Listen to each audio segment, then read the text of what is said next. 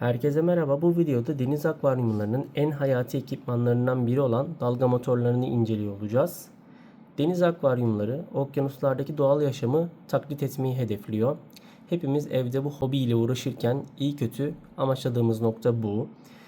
Bildiğiniz gibi okyanuslarda sürekli akıntı ve dalga hareketi mevcut. Dalga motorları da tam olarak bu akıntıyı ve hareketi evimizde simüle etmemize yardımcı oluyor. Bu dalga motorlarının en temel özelliği suda sirkülasyon sağlayarak suyun her noktaya ulaşmasını ve ölü bölgelerin oluşmasını engelliyor. Balık ve omurgasız canlıların doğal ortamlardaki gibi sürekli hareket etmesini teşvik ediyor. Dalga motorlarının en temel faydalarını da şu şekilde özetleyebilirim. Suda oksijenlenme sağlıyor. Su yüzeyinde dalgalanma yaratarak su içerisindeki gaz alışverişini arttırıyor ve sudaki oksijenlenmeyi yükseltiyor. Filtrasyon desteği sağlıyor. Yani bu dalga motorunun yapmış olduğu akıntı dipte biriken balık dışkıları ve diğer atıkların akvaryum içerisinde havalandırılarak filtreler aracılığıyla akvaryumdan uzaklaşmasını sağlıyor. İşte bir SAM sistemi kullanıyorsanız sudaki biriken balık atıkları bu SAM sistemine dalgaların oluşturduğu hareketle daha hızlı bir şekilde ulaşabiliyor. Beslenmeye faydası var. Sabit mercanlar ve omurgasız canlılar için besinlere çok daha kolay ulaşılmasını sağlıyor. Yani siz akvaryum içerisine bir besin attığınız zaman bu dalgalar ve akıntılar yardımıyla mercanlar ya da diğer canlılar bu besinlere çok daha kolay ulaşabiliyorlar. Akvaryum içerisinde ısı dağılımına yardımcı oluyor. Bildiğiniz gibi su sıcaklığının her noktada eşit olmasını planlıyoruz. Akvaryumdaki su sıcaklığının da her noktada eşit olmasını bu dalga hareketleri, suyun akıntı sürekli akvaryumun içerisinde dolaşmasıyla sağlıyoruz. Şimdi doğru dalga motoru seçmek çok önemli. Yani benim tavsiyem kesinlikle bu hobiyle uğraşacaksanız DC yani kontrol edilebilir özellikte olan dalga motorlarını seçmeniz ve kendi akvaryumunuza göre bir ihtiyacınızı belirleyip ne kadar güçte bir dalga motoruna ihtiyacım var bunu iyice araştırıp ona göre karar vermenizi tavsiye ediyorum. Eğer dalga motoru seçecekseniz de piyasada çok alternatifler var. Direkt Wi-Fi kontrollü olanlar var. Normal manuel kontrollü olanlar var. Kendi kullanımınıza, hayatınızı nasıl daha kolaylaştırabilecekse bunu iyice analiz etmenizi ve bu şekilde araştırmanızı tavsiye ediyorum. Bu dalga motorlarını yerleştirirken de akvaryum içerisindeki en ideal konuma koymanız gerekiyor. Onu da zaten kendi akvaryumumda nerelere koydum, nasıl verim aldım bununla ilgili videoya eklerim. Orada da görmüş olursunuz. Şimdi mevcutta bende şu an 2 tane dalga motoru var. Bunlar herhangi bir şekilde reklam değil. Kendi ücretimle, kendi paramla aldığım ekipmanlar. En azından faydalı olabilmesi adına bendeki ekipmanları size göstermek ve bu ekipmanların su içerisinde nasıl hareket sağladığını birazcık daha sizde canlandırmak istedim. Yani faydalı olabilmek adına yapabileceğim her şeyi elimdeki ekipmanlarla imkanlarım doğrultusunda yaparak doğru bilgiye ulaşılmasını amaçlıyorum. Şimdi mevcutta şu an bende 2 tane dalga motoru mevcut. Bir tanesi Jebao'nun MLV 20 modeli, bir tane de ZKSJ'nin Slim 6000 Wi-Fi modeli. Bu iki modelde Wi-Fi, bu görmüş olduğunuz Jebao 20 Watt gücünde çalışıyor.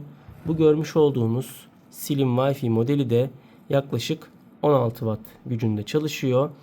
Bunlar maksimum çekeceği wattlar. Siz %100 çalıştırırsanız örnek veriyorum bu ürünü soldaki Smart Wavemaker MLV 20'yi %100'de çalıştırdığınızda 20 wattlık bir güç tüketecek ve maksimum performansı gösterecek. Ama akvaryumunuzdaki ihtiyaç sizin %100 değil belki de %50, %70 çalıştırmanızı gerektiriyor. Buna göre de güç tüketimi düşecek. Zaten DC motorların en avantajlı noktası da bu. Siz mevcuttaki ihtiyacınıza göre aldığınız kapasiteyi azaltıp ya da arttırabiliyorsunuz. Şimdi ben ilk başta almış olduğum dalga motorlarından 2 tane Haiger'in dalga motorunu aldım. Yapmış olduğum hata bana yetecek olduğunu düşünmem ama yetmedi.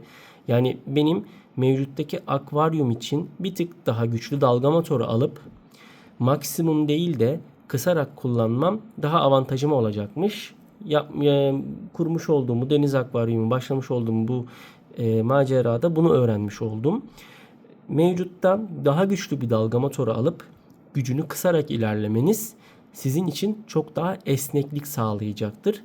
Çünkü akvaryuma koyduğunuz kayalar, yerleştirdiğiniz nokta sizin ne kadar güçlü de yapsanız bu suyun akvaryum içerisinde eşit dağılmasının bir tık önüne geçiyor ve bu noktada da gücü yetmediğinde hızını, dalga seviyesini arttırabileceğiniz bir dalga motorunun elinizin altınızda olması bir avantaj. Bu benim size tavsiyem. Alırken bu satıcıların yapmış olduğu bir politika mevcut. Örnek veriyorum. Burada gördüğünüz gibi diyor ki işte input DC 20 wattla çalışıyor. Yaklaşık 10.000 litre saat diyor. Bunda da kutusunun üzerinde yazıyor. Bunda da 6000 Slim 6000 Wi-Fi diyor. Kutusunun üzerine de baktığımda şöyle ben okuyayım. Slim Wi-Fi 6000 litre saat diyor. 70 santim seviyesinde akvaryumlar için ideal diyor. Bu da yaklaşık 80 ve 100 santimlik akvaryumlar için ideal diyor. Şimdi bu DC motorları taktığınızda şöyle de bir kontrolcüyle geliyorlar. Bu ürünün kontrolcüsü bu şekilde. Şuradan Wi-Fi'ye bağlayabiliyorsunuz. Hızını arttırıyorsunuz. Modlarını değiştirebiliyorsunuz ya da durdurup başlatabiliyorsunuz. ZKSC ise daha basit bir şeye gitmiş. Bu arada bunun full metal kasası mevcut. Bunun full plastik. Buradan direkt Wi-Fi'ye bağlayabiliyorsunuz. Wi-Fi'ye bağladıktan sonra modlar arasında tek tuşla geçiş yapıyorsunuz. Intensity yani buradaki dalganın seviyesini arttırıp azaltabiliyorsunuz. Ya da tamamen Wi-Fi'de uygulama içerisinde modları seçerek ilerleyebiliyorsunuz. Şu an denemek için ben bu ürünü akvaryumda kullanıyorum. Wi-Fi özelliklerinin de uygulamasının da nasıl olduğunu videoya eklerim. O şekilde görürsünüz. En azından nasıl bir esneklik sağlıyor bu hafızanızda canlanmış olur. Şimdi hızlıca bir dalga motorunun direkt bakalım nasıl bir dalga yaratıyor, nedir ne değildir, suyun hareketlenmesi nasıl oluyor, mod farklılıkları neler, bu şekilde bir gösterelim. Şimdi şu şekilde dalga motorları zaten bildiğiniz gibi sandviç gibi mıknatısla tutturuluyor akvaryum içerisinde. Şöyle yerleştirelim. Zaten otomatikman tutmuş olacak. Mıknatısı da bayağı bir güçlü. Tamam, sanıyorum yeterli seviyede olduğunu düşünüyorum. Şimdi taktık. Direkt zaten güç için girişlerine takacağız. Şu şekilde takıyorum. Hatta bunların klipsleri de şöyle mevcut, su vesaire geçirmesin diye. Ya bunun suyla bir alakası yok bu bölgenin ama en azından satıcılar koruma sağlayabilmek adına böyle şeyler yapabiliyorlar. Şimdi gücünü de verelim. Zaten direkt gördüğünüz gibi çalışmaya başladı. Şu an %65 seviyesinde. Hatta ürün oldukça sessiz. Bir problem mevcut değil. %65'te çalışıyor. Dediğim gibi şu an buradan kısabiliyorsunuz. Direkt kıstığınız zaman gördüğünüz gibi dalganın hareketi de bu oranda azaldı. Maksimum %30'una kadar azaltabiliyormuşsunuz. Direkt buradaki önemli olan nokta her dalga modunun sudaki hareketi. Şu an gördüğünüz gibi sinüs gibi bir dalga modu mevcut. Şu şekilde yani şöyle bir çizgi çiziyor. Yani akvaryumun içerisindeki su o şekilde dönüyor. Hatta şöyle birazcık daha ayarlamaya çalışayım. Karşı noktadan görülebiliyorsa çok iyi olacak. Şimdi birazcık hızı arttıralım. %50 yapalım. Zaten %100 yaptığımda nasıl bir tablo oluşacak buna bir bakalım. Küçücük akvaryum. Aynen. Zaten su hareketlenmeye hemen başladı gördüğünüz gibi. Modu değiştirelim. Bakalım suyun hareketine dikkat edin. Modu değiştirdiğimizde bu da bu şekilde değişecek mi? Şimdi modu random moduna aldım. Rastgele bu kendi belirlediği ayarları doğrultusunda suya farklı şekilde akıntılar verecek. Yani tamamen aslında bir nevi okyanusu simüle ediyor gibi düşünebilirsiniz. Dalgayı vuracak. farklı şekilde döndürecek, sinüs verecek, normal dalga verecek, kesecek, bırakacak. Yani kendi çalışma tarzı çok karmaşık bir şekilde ilerleyecek. Bir daha değiştirelim. Şimdi düz modda, dümdüz seviyede hiç kesinti vesaire bir şey olmadan suyu direkt ilerletiyor. Bu dalgayı kesip bırakıyor. Kesip bırakıyor. Zaten suyun hareketinden görürsünüz. Dalga vuruyor, bir düzleşme eğilimine giriyor, tekrar vuruyor. Dalga vuruyor, bir düzleşme eğilimine giriyor, tekrar vuruyor. Zaten şuradan baktığımda da motoru çalışması direkt durarak ilerliyor. Şöyle yaklaştırayım. Bakın durdu, çalıştı. Durdu, çalıştı. Durdu, çalıştı. Mor olan duruyor, çalışıyor. Yani dalga bir tık daha simüle edilerek, yani durdurularak, başlatılarak ilerliyormuş gibi düşünebilirsiniz. Şöyle tekrar dalga seviyelerimize bakalım. Hatta biraz uzaklaştırayım. Sıradaki mod neymiş? Bu da direkt dalga modu. Dalgayı vuruyor, bırakıyor, vuruyor, bırakıyor. Yani buradaki amaç sizin akvaryumunuzdaki görselliği nasıl istediğiniz ve canlılarınızın bu dalgalara verdiği tepkiyle aslında birazcık daha orantılı. Siz dalgayı kesintili vermek istiyorsunuzdur. Buna göre bir plan yaparsınız ya da siz işte durdur, başlat, durdur, başlat şeklinde yaparak ilerlersiniz. Bu tamamen sizin kullanımınıza bağlı ya da tamamen makinenin kendisine bırakırsınız. Random modda o kendisi istediği şekilde belirli periyotlarda otomatik değişe akvaryumun içerisinde dalga yaratarak ilerler. Yani temel mantık burada aslında suyun hareketi, akvaryumunuzun büyüklüğü ve sizin nasıl bir dalga istediğinizde orantılı olarak değişiyor. Zaten ben buradan modları değiştirdiğim zaman otomatikman gördüğünüz gibi dalgada değişiyor. Yani suyun yüzey hareketi ve içindeki hareket otomatikman değişmiş oluyor. Şimdi burada ben elimi soktuğumda çok ciddi bir akıntı görüyorum zaten %100 olarak çalıştırdığımız için. Bayağı kuvvetli vuruyor. Yani bunu bu tarafta da hissedebiliyorum akıntının şiddetini. Güçlü, yüksek wattlı alınan cihazların da zaten temel mantığı bu. Ya, ürün gayet de sessiz, hiçbir şekilde motor sesi, dönme sesi duymuyorum %100 çalışmasına rağmen. Buradan direkt pause yaptığınızda otomatikman feed modunu alıyor, besleme modu. Zaten şurada dakika saymaya başladı, 10 dakika olarak otomatikman kendisi sayıyor. 10 dakika bittikten sonra tekrar çalışmaya devam ediyor. Yani temel mantık bu şekilde dalga motorlarının. Direkt hızını azaltıyorsunuz. Wi-Fi'ye bağlayacaksanız Wi-Fi'ye bağlıyorsunuz. Açıp kapatmak istiyorsanız kapatıp açabiliyorsunuz. Şu şekilde. Tekrar açayım. Şimdi bakın burada bir tane M yazdı. Gördüğünüz gibi. Bir de S yazdı. M ve S. Şuradaki M ve S. Şimdi aynı üründen iki tane olduğunda bir tanesini de karşısına koyduğunuz zaman bir tanesini M moduna aldığınızda bu master, yani ana modda, bir tanesini de S moduna aldığınızda bu da slave, yani köle modunda çalışmış oluyor.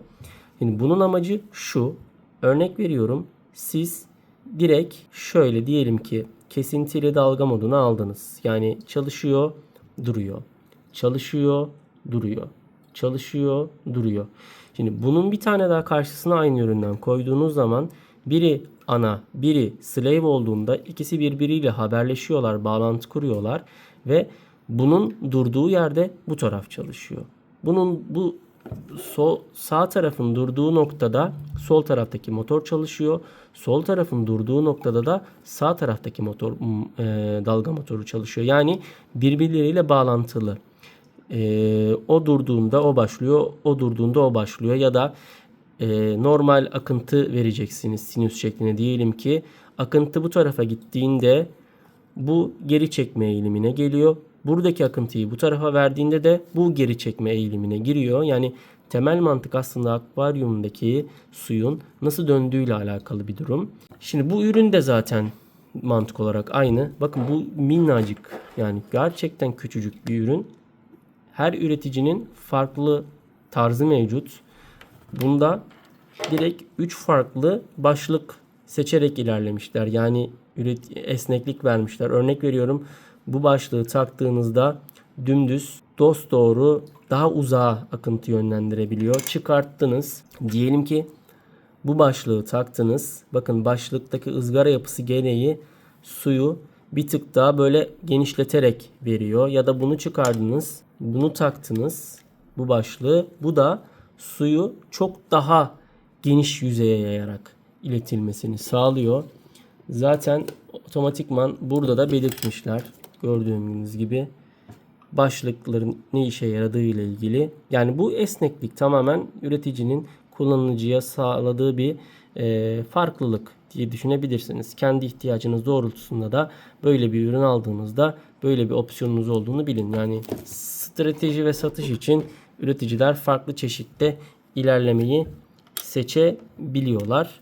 Yani temel mantık bu dalga motorlarındaki bu arkadaşlar. Sizin seçtiğiniz şu yüzey hareketliliği aslında bizim için önemli olan. Balıkların oksijenlenmesi, mercanların oksijenlenmesi tamamen buna bağlı. Yani genellikle deniz akvaryumlarında tercih ediliyor ama çok büyük tatlı su akvaryumları olan hobiciler de bu ürünlerden kullanarak ilerleyebiliyorlar. Yani bizim temel istediğimiz şey akvaryum içerisindeki hareketlilik ve su yüzeyindeki bu doğrultudaki dalgalanmayla suyun oksijenlenmesi. Umarım faydalı olmuştur. Anlatabildiğim kadar anlattım. Şimdi ben bu ZKSJ ürünü küçük kompakt bir ürün olduğu için bunu takarak bir akvaryumda görmek istedim. Bunun Wi-Fi'sinin arayüzünü vesaire akvaryumdaki sağladığı, ya benim kendi dalga motorlarımın akvaryumdaki sağladığı dalgaları göstermek için direkt akvaryumun başına geçeyim. Oradan da zaten ekran görüntüsü alarak bu ürünün Wi-Fi'sindeki aplikasyonundaki nasıl bir arayüzü var, bana ne esneklikler sağlıyor, bunu göstermiş olayım. En azından da alacak arkadaşlar olursa bilinçlenmiş olur. Ya da dalga motorlarının nasıl çalıştığı ile ilgili bir fikir sahibi edinmiş olursunuz. Bu arada Wi-Fi ile çalışan dalga motorlarını Wi-Fi'ye bağlamak isteyen arkadaşların ağlarının 2.4 GHz olarak ayarlanması gerektiğini hatırlatmak istiyorum.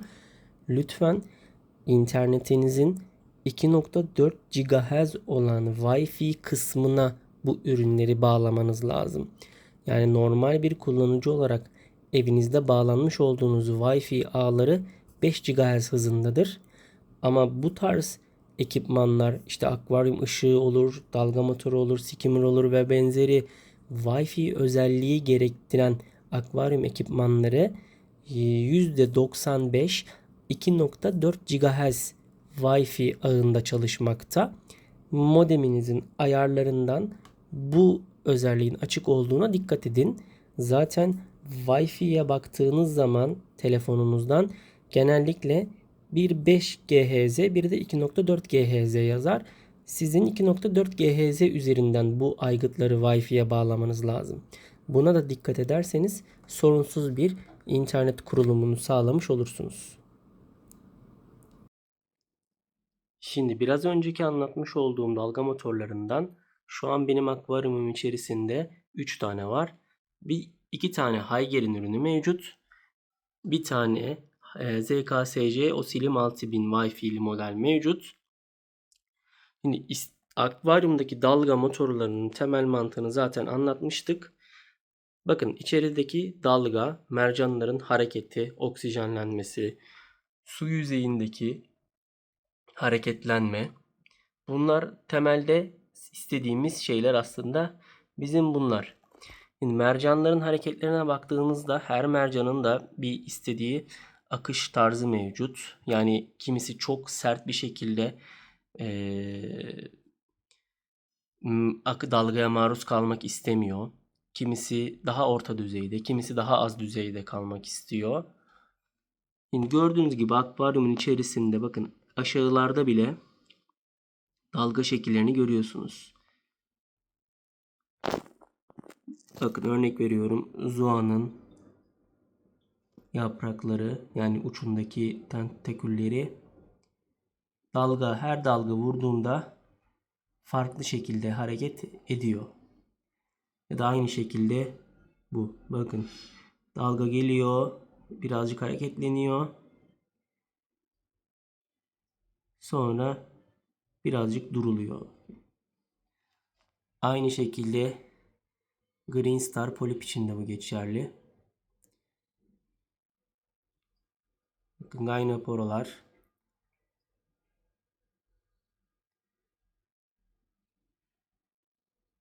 yani tamamen aynı düzeyde akıntı yerine bu mercanların salınım şeklinde hareket etmesi aslında temelde istenilen nokta. Bakın SPS'lerin de gördüğünüz gibi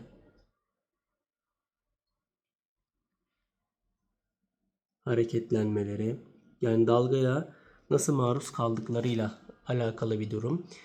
Siz bu modları değiştirerek mercanlarınızın mutluluğu, hareketini gözlemleyip en doğrusunun ne olduğuna karar vermeniz gerekiyor.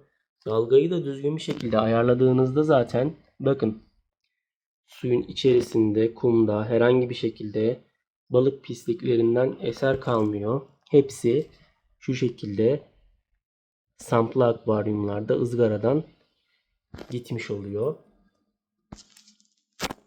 Yani temel mantık dediğim gibi akvaryumdaki mercanların ve canlıların sizin akvaryum içerisindeki yaratmış olduğunuz dalgaya nasıl tepki verdiğini gözlemlemeniz, bunun daha da artması mı gerekli, daha da azaltılması mı gerekli, buna karar vermeniz gerekiyor. Örnek veriyorum, benim hammerlarım bakın kafada vermeye başladılar şu an. Mesela şu an çok az nazik hareket ediyorlar. Ama içerideki random modda mod değiştiğinde, dalga vurduğunda bakın hepsi bir an bir hareketlenmeye başlıyor. Durgun zaman, hareketli zaman, durgun zaman, hareketli zaman gibi olarak bu mercanların yeterli seviyede besin alması ve oksijenlenmesi sağlanıyor. Temel istediğimiz mantık bu. Duncan için de bakın aynısı geçerli. Yani bu akvaryum içerisinde 3 tane dalga motoru olmasına rağmen ben hepsini %100'de çalıştırmıyorum. Biri %70'de çalışıyor. Birisi %50'de çalışıyor. Birisi %75'te çalışıyor diyelim ki. Karşılıklı master slave moduyla bu tarafın başladığında bu taraf duruyor gibi kombinasyonlar yaparak ben en kendi görselimce sevdiğim bir akıntı yaratmaya çalıştım. Ve balıklarım ve mercanlarım da şu an bu akıntıdan gayet memnun. Eğer yetersiz kaldığını düşündüğüm noktada bu akıntıyı arttırabilecek bir opsiyona sahibim. Ama motorlarımın gücü yetmeseydi bu opsiyona sahip olamayacaktım. O zaman çok daha farklı olacaktı. Yani kendim için en doğru şeyi planlayıp ona göre ilerlemeyi amaçlıyorum. Temel mantık bu. Şu anki ilerlediğim noktada herhangi bir sıkıntı yok. Zaten dalgayı verdiğinizde akvaryumunuzun kayalarının tasarımı bile bunda çok büyük etken. Yani dalganın karşıya ulaşıp ulaşmamasıyla ilgili. Çünkü bakın şuradan gördüğünüzde bakın buradan böyle yaptığınızda hammer'lar aslında görünmüyor gibi bir şey. Torçlar. Çünkü hafif yukarıya meyilli verdim. Yani dalga yukarıya çarparak karşı tarafa gidiyor. Yani uzak köşeden şöyle bir yol izliyor. Şöyle geliyor. Bu şekilde bir yol izliyor. Bu da aynı şekilde böyle geliyor. Bu şekilde yol izliyor. Yani farkındaysanız bunların zaten hareketi şu şekilde dalgalı. Yani uzak köşedeki motor buradaki, bu daha güçlü, buradaki torç kolonisini dalgalandırıyor. Bu taraftaki de şu şekilde gelerek bu taraftaki hammer kolonisini dalgalandırıyor. Yani bu dalgayı tamamen siz aslında gözlemleyerek neye ihtiyacınız olduğuna karar vererek planlamanız gerekiyor. Yani siz 3 tane yerine örnek veriyorum 2 tane o biraz önce videosunu gösterdiğim MLB 20'den de koysanız karşılıklı bunları %50'de de çalıştırsanız belki daha iyi bir performans alacaksınız. Ya da çok daha iyi bir sirkülasyon elde edeceksiniz. Ama şu ankinden çok da farklı olmayacak. O yüzden markalardan ziyade akvaryumunuzun neye ihtiyacı olduğunuzu tespit etmeniz gerekiyor ve buna göre ilerlemeniz gerekiyor. Tekrar ediyorum, tavsiyem düşük güçlerdeki dalga motorlarını almamanız, tamamen kontrol edilebilir dalga motorları imkanlarınız varsa bunlara yönelmeniz ve yüksek hacimli alıp gücünü kısabilme opsiyonuna sahip olmanızı tavsiye ediyorum. Böylelikle hem ekstra yapacağınız maliyetlerden de daha tasarruf etmiş olursunuz. 2 tane küçük almaktansa bir tane büyük alacaksınız. Ya da akvaryumunuz çok büyüktür. Daha büyük almanız gerekli. Alırken de size tavsiyem lütfen güncel dalga motorlarını almaya yönelin. Çünkü teknoloji geliştiği için çok küçük boyutlara çok güçlü dalga motorları artık yapılabiliyor. Bakın burada gördüğünüz gibi bunlar şöyle zaten 3 parmak bile değil, 2-3 parmak mesafe şeklinde. Yani küçücük dalga motorları ama çok güçlü seviyede ilerleyebiliyorlar. Yani temel mantık bu arkadaşlar. Umarım faydalı ve açıklayıcı olmuştur. Şimdi bu ZKSJ modelinin, Wi-Fi'li modelinin kontrolcüsü zaten burada. Çalışma modunu görüyorsunuz. Bakın. Yoğunluk azalıyor, artıyor. Azalıyor, artıyor. Bu kendisinin çalışma sistemine göre, yani benim belirlediğim programa göre şu anda çalışıyor. Gördüğünüz gibi artıyor. Bakın arttığında da hop zaten hammer'lar burada hareketlenmeye başlıyor. Yani bu tamamen dalganın vuruş şekliyle ayarlı.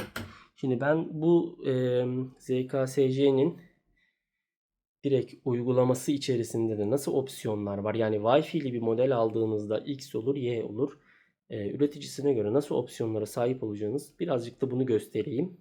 En azından alacak arkadaşlar birazcık da nasıl yönelmeleri gerektiğini görebilirler. Ya da tercihlerini buna göre yapabilirler. Yani faydalı olabileceksem elimden geldiği kadar bunu yapmaya çalışıyorum.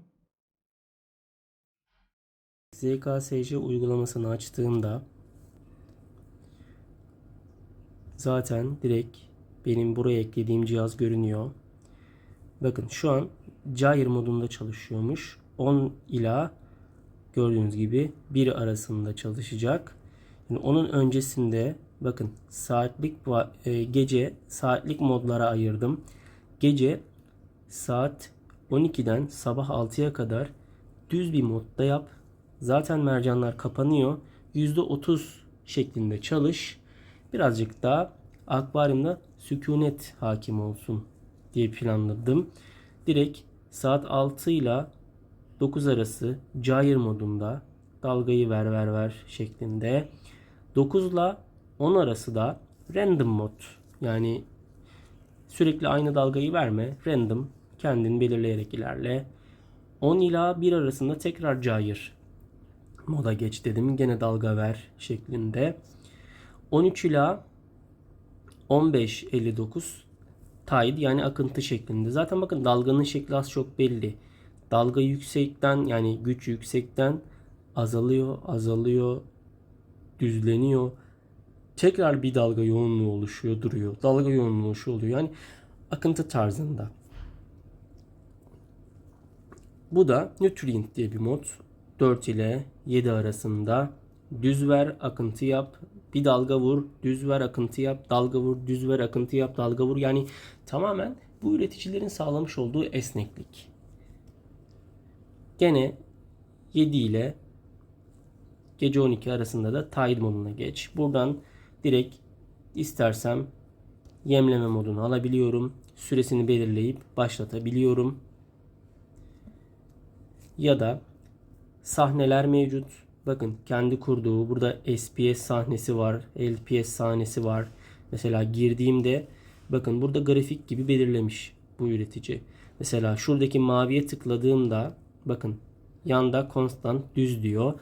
Aşağıda da saati mevcut. Buradan motorun gücünü de belirleyebiliyorum. Bakın değiştiriyorum. Burada saat 6 ile 9 arasında random mod yap. Mesela ben bunu random değil de mesela nabız şeklinde ver diyebiliyorum. Ya da tidy ver diyebiliyorum. Random ver diyebiliyorum. Ya da saat aralığını değiştirebiliyorum. Buradan direkt saatlik gördüğünüz gibi modları değiştirebiliyorum. Yani esneklik çok fazla bu üreticinin sağlamış olduğu. Gücünü arttır, azalt. Gücü direkt mesela düşükten başlayıp yükselsin bu mod saatle bu moda geldiğinde ya da frekansını azalt, vurma frekansını değiştir gibi gibi. Ben kendime özel diye bir mod kurdum. Burada özel kurduğumda gece sabah 6'ya kadar düz bir modda %30 yaptım. Sonra direkt cayır yap dedim. Saat 6 ile 9 arası mesela bunu da %75 olarak ayarladım şu power kısmından. Sonra 1 saatlik bir random moda geç. 10 ile 1 arasında şu moda geç. Yani buradan gördüğünüz gibi esneklik sağlamış oldum. Buradan saatleri değiştirerek ilerleyebiliyorsunuz. Ya da modu değiştireceğinizde buradan moda tıklıyorsunuz. Bu saat değil, saati de değiştirip buradan moddan pulse'a geç diyorsun mesela. Gece pulse olsun gibi gibi. Ya da hepsini iptal et komple. Hepsini tek bir düzende ver diyebiliyorsunuz. Yani temel mantık sizin nasıl ilerlemek istediğinizle alakalı bir durum. Umarım birazcık da canlandırabilmişimdir. Wi-Fi'li bir model ile aldığınızda size yaşatabileceği esnekliği. Normal kontrolcülü aldığınızda direkt zaten kontrolcüsü üzerinden modlarını değiştirip hızını değiştirip yapabiliyorsunuz. Ama Wi-Fi'li bir model varsa ve aldığınızda oturduğunuz yerden akvaryumu izlerken bu esnekliğe sahipsiniz ve değiştirebiliyorsunuz. Direkt hem akvaryuma bakarken bunu yapma opsiyonunuz olmuş oluyor. Dediğim gibi bunlar benim kendi paramla aldığım ürünler. Herhangi bir şekilde reklam vesaire bir şey değil. Amacım bu tarz ürünleri alacak kişilerin bilinçlenmesi ve bir tık Türkiye'de bu tarz bilgilere ulaşabilmek. İnşallah faydalı olmuştur. Farklı farklı ekipmanların olduğunda bunlarla ilgili de video çekerek bilgilendirmeye çalışırım. Vakit ayırabildiğim kadarıyla hızlı bir şekilde video atmaya çalışıyorum. İzleyen herkese, abone olan herkese de teşekkür ediyorum. Faydalı olabildiysem benim için yeterli. Herkese teşekkür ediyorum. Kendinize iyi bakın.